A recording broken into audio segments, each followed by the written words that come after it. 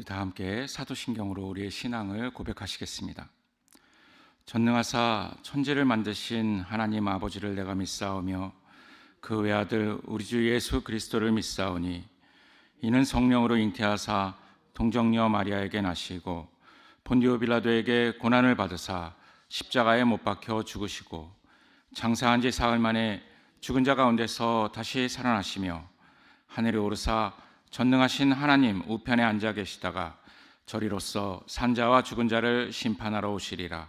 성령을 믿사오며 거룩한 공회와 성도가 서로 교통하는 것과 죄를 사하여 주시는 것과 몸이 다시 사는 것과 영원히 사는 것을 믿사옵나이다.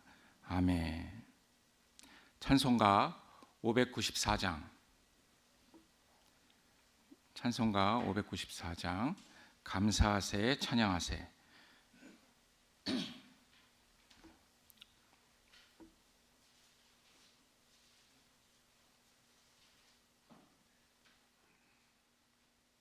다 찾으셨으면 함께 찬양 드리시겠습니다.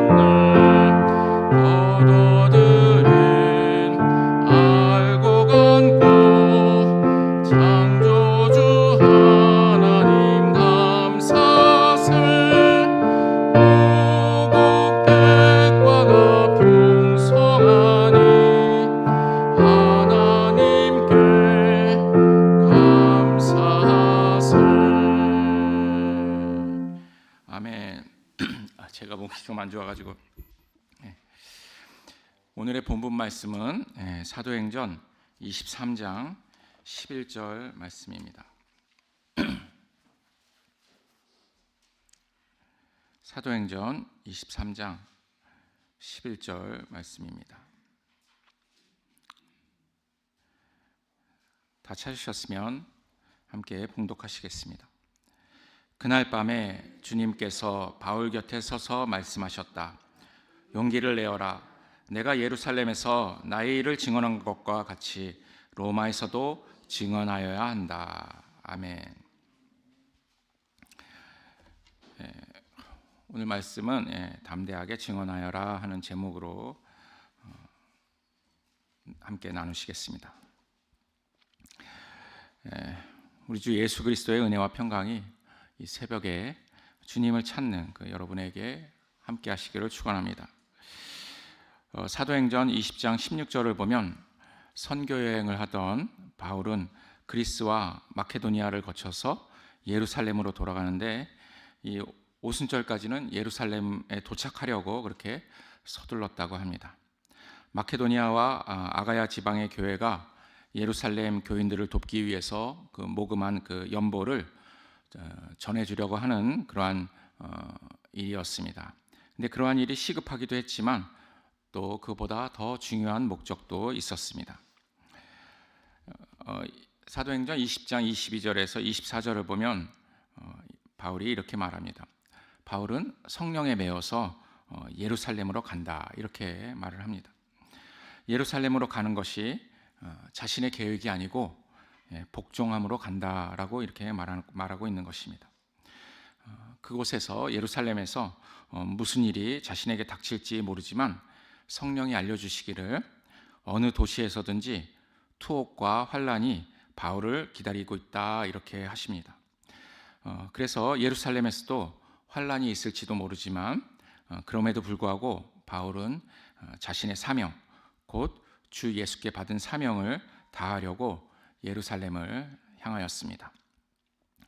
바울의 마음가짐이 담긴 고백을 한번 다 같이 읽어보겠습니다.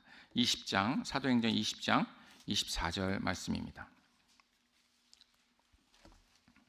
20장 24절 함께 읽겠습니다.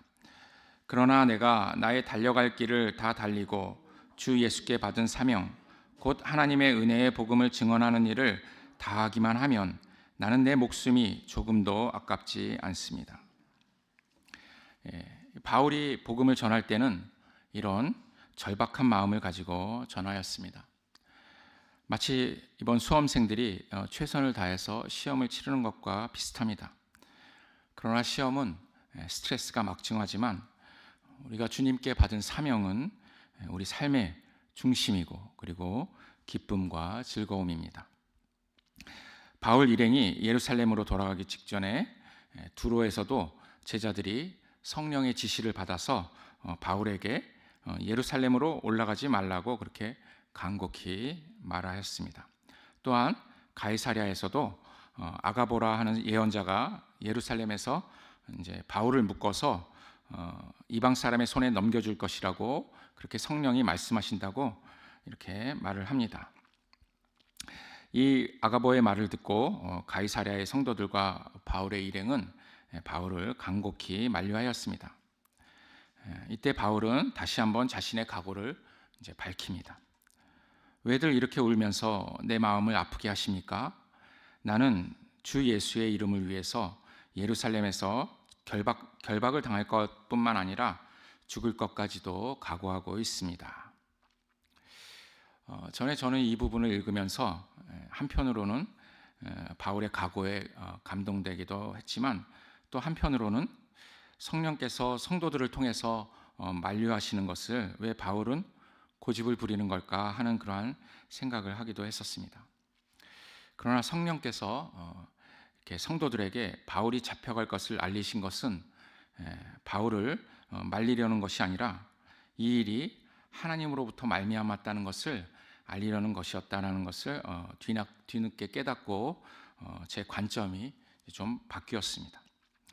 그런 면에서 오늘 본문 말씀은 바울이 위험을 무릅쓰고 예루살렘으로 올라간 그 이유가 됩니다. 바로 주님의 명령이었던 것입니다.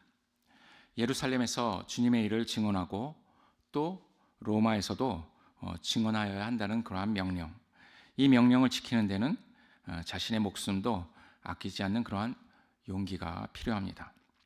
바울의 이러한 태도는 스데반의 영향을 받았을 것이라고 저는 생각을 합니다.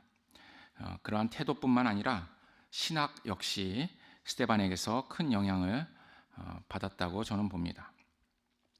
사도행전 22장 17절에서 21절의 말씀을 보면 바울이 교회를 박해할 때 바울에게 가장 인상 깊은 사람은 스데반이었습니다. 스데반이 죽음도 두려워하지 않고 복음을 전하다가 그의 눈앞에서 죽었기 때문입니다. 바울은 스데반이 죽기 직전에 설교도 직접 들었습니다. 갈라디아서 1장 16절과 17절을 보면 바울은 예수님을 이방 사람에게 전하는 그러한 사명을 받았습니다. 그때 바울은 사람들과 의논하지 않고 또 자신보다 먼저 사도가 된 그러한 사람들을 만나려고 예루살렘으로 올라가지도 않고 곧바로 아라비아로 갔다가 다마스쿠스로 되돌아갔다고 말합니다. 바울은 왜 아라비아로 갔을까요? 저는 스데반의 설교 때문이었다라고 생각을 합니다. 왜냐하면 스데반이 죽기 전에 했던 그 설교는 모세의 출애굽 사건을 중심으로 그리스도와 이스라엘의 반역을 이렇게 지적하였습니다. 그 때문에 바울이 광야에 가서 40년 동안 하나님이 행하신 그러한 놀라운 일과 그 표징의 흔적을 찾아보았을 것이라고 생각합니다.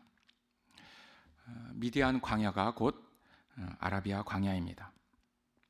바울은 광야에서 그 40년의 흔적을 보고 자신이 알던 성경과 비교해가며 그 의미를 되새겼을 것이라고 생각을 합니다. 이 일은 자그마치 3년이 걸린 일입니다. 광야에서 발견한 흔적은 하나님이 행하신 그런 놀라운 일과 표징이었을 것이고 곧 하나님의 구원의 행하심을 발견한 것일 것입니다. 이 신약 성경에서 오직 바울만이 이 광야에서의 그 신학을 이렇게 설파하고 있습니다. 스데반을 제외하면 바로 바울이 그렇게 편지에 특히 히브리서에 그 내용이 잘 나와 있습니다. 이 바울이 바나바와 함께 이방 사람들에게로 이렇게 보내진 것은 또 이로부터 14년 후의 일입니다. 하나님의 때가 무르익었을 때 바울도 무르익었을 것입니다. 그리고 주님은 계속 격려를 하십니다. 용기를 내어라. 나의 일을 증언하여라. 우리 각자는 주님과 만나 주님을 향한 그러한 마음을 가지고 있습니다. 그러한 믿음을 가지고 있습니다. 바울처럼 신비하게 주님을 만날 수도 있고 또 나도 모르게 주님을 믿게 되었던 그러한 사람도 있을 것입니다. 그것과 상관없이 우리는 모두 복음을 소유하고 있습니다. 그런데 이 복음을 전하려면 복음을 자세히 살펴보아야 합니다. 복음에 나타나는 하나님의 놀라운 일과 표징을 찾아보아야 합니다. 그리하여 그 복음이 우리 자신에게 어떻게 펼쳐지고 있으며 또 하나님의 능력으로 나타나는지 맛보아 알아야 합니다. 우리가 전도에 소심했다면 그것은 그 맛에 자신이 없었기 때문입니다. 여러분이 만일 진짜 맛있는 그러한 맛집을 발견했다면 그 집을 친구에게 소개하셨을 것입니다. 그렇죠? 만일 그 맛을 안다면 그 맛을 공유하기 위해서 당연히 소개를 했을 것입니다. 어떤 사람들은 별점을 올려서 인터넷에서 별점을 올려서 더 많은 사람들이 찾아가도록 그렇게 할 것입니다. 여러분은 우리는 주님을 믿자마자 바로 주님을 전할 수도 있을 것입니다. 바울도 그랬습니다. 그리고 바울은 성경을 자세하게 살펴보았습니다. 그래서 성경이 바로 예수 그리스도를 가리킨다는 것을 깊이 고찰했습니다. 바울은 자신이 맛보고 알게 된 주님을 만난 지 17년이 되어서야 본격적으로 이방 사람들에게 복음을 전했습니다. 이 복음을 전하는 것은 예수님께서 제자들에게 명하신 지상 명령입니다. 마태복음 28장 18절에서 20절에 이렇게 말씀하셨습니다. 나는 하늘과 땅의 모든 권세를 받았다. 그러므로 너희는 가서 모든 민족을 제자로 삼아서 아버지와 아들과 성령의 이름으로 세례를 주고 내가 너희에게 명령한 모든 것을 그들에게 가르쳐 지키게 하여라. 보아라, 내가 세상 끝날까지 항상 너희와 함께 있을지어다.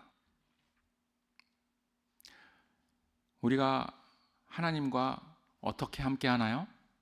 하나님의 약속으로 함께 합니다. 또 우리가 주님을 전함으로 주님과 함께 합니다. 그런데 이 명령을 우리는 또 어떻게 지켜야 합니까? 용기를 내어서 때를 얻든지 못 얻든지 주님의 일을 온 땅에 여기서도 저기서도 땅끝까지 이르러서 주님의 증인이 되어야 할 것입니다. 이러한 마음가짐을 가지고 주님의 명령을 따르는 우리 예달의 성도로 자라가시길 주님의 이름으로 축원합니다. 아멘. 기도하시겠습니다. 사랑의 하나님 아버지, 우리에게 복음을 주셔서 감사드립니다. 죽을 수밖에 없었던 죄인들을 찾으셔서 그리스도의 피로 새 생명을 갖게 하시니 그 은혜가 온 세계에 충만합니다. 그 놀라운 사랑을 우리가 더욱 깊이 알도록 지혜를 주시고 그 선하심을 맛보아 알도록 하여 주시옵소서. 그리하여 온 세상 땅끝까지 이르러 주님의 복음을 우리 형제자매들에게 전하도록 인도하여 주시옵소서. 믿음의 주인이신 예수 그리스도 이름으로 기도 올립니다. 아멘. 하늘에 계신 우리 아버지여, 이름이 거룩히 여김을 받으시오며 나라의 마옵시며 뜻이 하늘에서 이룬 것 같이 땅에서도 이루어지이다. 오늘날 우리에게 일용할 양식을 주옵시고 우리가 우리에게 죄 지은 자를 사하여 준 것 같이 우리 죄를 사하여 주옵시고 우리를 시험에 들게 하지 마옵시고 다만 악에서 구하옵소서. 대개 나라와 권세와 영광이 아버지께 영원히 있사옵나이다. 아멘.